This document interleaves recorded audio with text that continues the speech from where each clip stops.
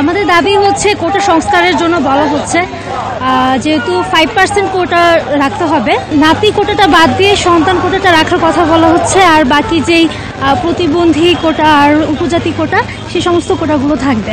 আমাদের এক দফা এক দাবি যতদিন না আদায় হচ্ছে আমরা আন্দোলন করে যাব। আর আজকে আমরা বিক্ষোভ সমাবেশ করছি, মশাল মিছিল করছি, কারণ আমাদের ভাইয়ের রক্ত গিয়েছে কুমিল্লা বিশ্ববিদ্যালয়ে। এটা কেন হলো তার জবাব চাই। আমরা শুরু থেকে বলে আসছি যে আমরা আসলে কোটা বাতিল না সংস্কার চাই। তো সেখানে আমরা শুধু 2% মুক্তিযোদ্ধার কোটা চাচ্ছি, আর অন্যান্য কোটা সহ মোট 5% কোটা চাচ্ছি।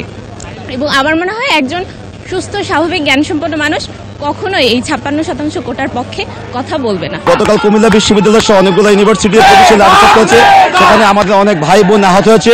তার প্রতি আমরা কিন্তু প্রতিবাদ জানিয়ে সারা বাংলাদেশের ছাত্র সমাজ আজকে একযোগে সারা দেশব্যাপী বিক্ষোভ কর্মসূচি পালন করছি। আপনারা দেখতে পাচ্ছেন যে জাহাঙ্গীরনগর বিশ্ববিদ্যালয়ে কিন্তু আমরা সন্ধ্যা 7:30 থেকে আজকে আমাদের একটি মশাল মিছিল শুরু করেছি, এবং এই মিছিলটি আমরা ক্যাম্পাসের গুরুত্বপূর্ণ সড়কগুলো প্রদক্ষিণ করে আমরা কেন্দ্রীয় শহীদ মিনারে একটি সংক্ষিপ্ত সমাবেশ শেষ করব। সরকার চাইলে আপনার কোটা সংস্কার করতে পারবে। আমরা চাচ্ছি কোটার একটা যৌক্তিক সংস্কার হোক, এবং আমরাও চাই খুব তাড়াতাড়ি পড়ার টেবিলে ফিরে যেতে। আমাদের বিক্ষোভ মিছিলটা, মশাল মিছিলটা হচ্ছে বেসিক্যালি হচ্ছে কুমিল্লা ইউনিভার্সিটি আমাদের বাইরের যে পুলিশ দ্বারা আহত করছে, পুলিশে যে আমাদের বাইরের উপর লাঠিচার্জ করছে, এটার বিরুদ্ধে আমাদের প্রতিবাদ। আমাদের যতক্ষণ না দাবি আদায় করতেছে আমরা ততক্ষণ রাস্তা অবরোধ করবো, মশাল মিছিল করবো, মানববন্ধন করবো। এখন এমনই ফুরফুরে মনে থাকবে সবাই। বসুন্ধরা টয়লেট্রিজ, ফুরফুরে মন সারাক্ষণ।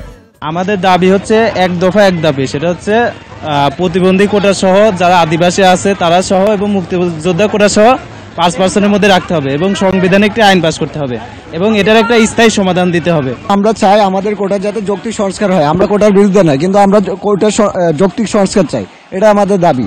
মাননীয় প্রধানমন্ত্রীর পাশাপাশি নির্বাহী বিভাগ যাতে আমাদের এই যৌক্তিক দাবিগুলো মেনে নেয় এবং কোটা সংস্কার করে, এটাই আমাদের দাবি।